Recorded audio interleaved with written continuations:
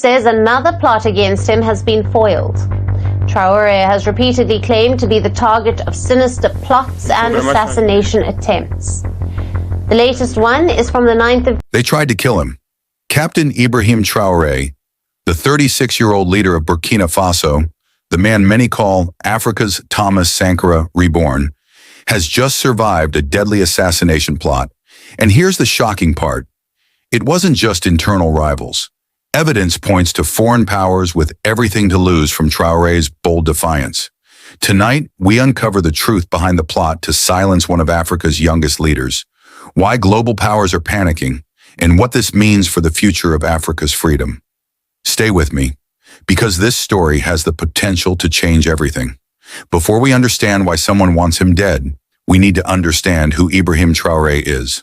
Born in 1988, Traoré is part of a generation that grew up in the shadows of colonial exploitation, terrorism, and broken promises of independence. By profession, he is a soldier, but by circumstance, he has become a symbol. In September 2022, Burkina Faso was drowning in chaos. Terrorist attacks linked to ISIS and Al-Qaeda plagued villages.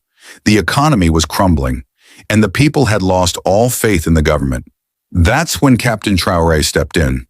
At just 34 years old, he led a coup that overthrew President Paul-Henri Damiba. Unlike many who seize power for greed, Traoré immediately positioned himself differently. He didn't come as a dictator.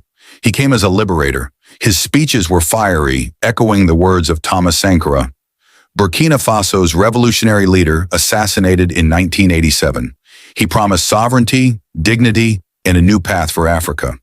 He vowed to kick out foreign influence, reclaim Burkina Faso's resources, and unite with neighbors like Mali and Niger. Almost overnight, he became a hero, not just in Burkina Faso, but across the continent. Young Africans saw him as one of their own, fearless, unapologetic, and determined to rise where others had fallen. But that same courage made him a target, because every time an African leader has tried to stand tall against global powers, history has shown us what happens next. To understand the danger Traoré faces, we need to look at what's at stake. Burkina Faso is not a poor country. It is a rich country with poor people. Beneath its soil lies one of the world's most valuable resources, gold. Gold accounts for nearly 80% of Burkina Faso's exports, yet the people see little benefit. Why? Because foreign corporations, mostly Western, control the mining industry. Billions leave the country every year, while villages near the mines remain without schools, hospitals, or clean water. For decades, Burkina Faso has also been part of France's economic orbit. The CFA franc ties its economy to Paris. French companies dominate key sectors, and the French military presence was sold as a fight against terrorism. But many Burkinabés saw it as an excuse to protect French interests, not African lives. Then Traoré came along and flipped the script. He ordered the French troops out of Burkina Faso. He began reclaiming gold mines from foreign companies. He strengthened alliances with Mali and Niger, forming the Alliance of Sahel States, AES. He opened the door to cooperation with Russia, Turkey, and China, a direct challenge to Western dominance. For foreign powers, this was unacceptable, because if Burkina Faso, Mali, and Niger succeed in controlling their own wealth, it threatens the entire system of exploitation that has kept Africa dependent for decades. That's why Traoré is not just another African leader. He is a symbol of rebellion against a global order, and symbols are dangerous to those who benefit from the status quo. In late 2023, whispers began circulating in Ouagadougou. There was a plot to eliminate Traoré, not just politically, physically. Reports emerged of armed factions planning an attack. According to insiders, elements within Burkina Faso's own military, backed by foreign contacts, were preparing to strike. The goal was clear: destabilize the country, remove Traoré, and restore foreign-friendly leadership. But Traoré was ready. Security forces loyal to him uncovered the plot before it could unfold. Arrests were made. Weapons were seized. Intelligence revealed alarming details.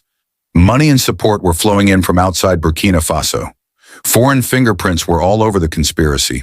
Though officials stopped short of naming countries, the implication was obvious. Western powers who had lost influence in the Sahel had every motive. France, still reeling from being kicked out of Mali, Niger, and now Burkina Faso, was widely suspected.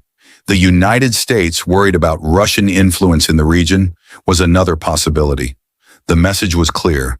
Traoré had powerful enemies, but the plot's failure only boosted his image. To his supporters, he was now not just a leader, but a survivor, chosen by destiny, fighting forces much bigger than himself. And in Africa, that story resonates deeply, because it echoes a painful history. This is not the first time Africa has seen its leaders targeted for daring to dream of independence. Patrice Lumumba, Congo's first prime minister, was assassinated in 1961 with CIA and Belgian involvement. Thomas Sankara, Burkina Faso's own revolutionary leader, was killed in 1987 in a coup backed by foreign interests. Kwame Nkrumah of Ghana, overthrown in 1966 while abroad. Muammar Gaddafi, assassinated in 2011 after trying to create a united African currency backed by gold. Each of these men had one thing in common. They challenged global powers, demanded control of their resources, and called for Pan-African unity. Each of them paid the ultimate price. Now Ibrahim Traoré walks the same path. The assassination attempt against him is not just about Burkina Faso. It is part of a long pattern, a warning to any African leader who dares to dream of sovereignty. But unlike those before him, Traoré is rising in a new era. An era where young Africans are more connected, more aware, and more determined than ever. Why does Traoré inspire such fear in foreign powers? The answer lies in what he represents. Rejection of French dominance. Traoré has expelled French troops and ended decades of dependency. This threatens France's grip on West Africa, which has been central to its global influence. Resource nationalism. By reclaiming Burkina Faso's gold mines, Traoré is setting a precedent. If Burkina Faso can do it, so can others. That means billions lost for foreign corporations. The Alliance of Sahel States, AES. Together with Mali and Niger, Traoré is building a bloc that is militarily and economically independent. A united Sahel could become a regional superpower. Pan-African symbolism. To millions of Africans, Traoré is proof that youth and courage can defy the old order. His survival against assassination only deepens that image.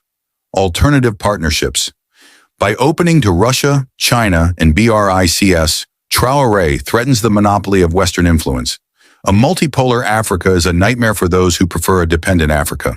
In short, Traoré is dangerous not because of who he is, but because of what he could unleash. A domino effect of African nations rising, reclaiming wealth, and rejecting exploitation. The attempt on Traoré's life is a wake-up call. For Africa, it shows that the struggle for sovereignty is far from over. Every time a leader rises, foreign powers will try to silence them. But it also shows that Africans are no longer passive.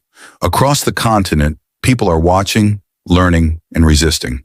For the world, it signals a shift. The Sahel is no longer just a terrorist hotspot or aid-dependent region. It is becoming the front line of a global power struggle. Russia, China, and BRICS are stepping in. The West is being pushed out. If Traoré survives and succeeds, it could mark the beginning of a new African century. A century where Africa controls its own wealth, speaks with its own voice, and sets its own destiny. But if he falls, the old cycle continues. Coups, assassinations, foreign interference, stolen resources. The stakes could not be higher. They tried to kill him, but he survived.